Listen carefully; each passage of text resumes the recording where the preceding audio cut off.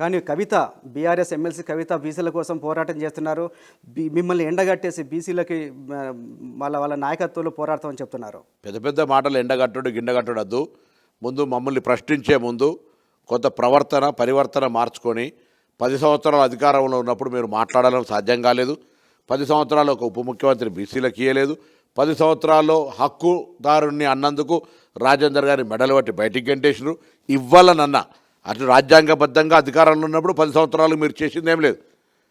ప్రభుత్వంలో లెక్కలు చూసినప్పుడు కూడా ఎన్నికల సందర్భంగా 2018, 2023 సందర్భంగా మాత్రమే బీసీలకు కొంత నిధులు కేటాయించారు.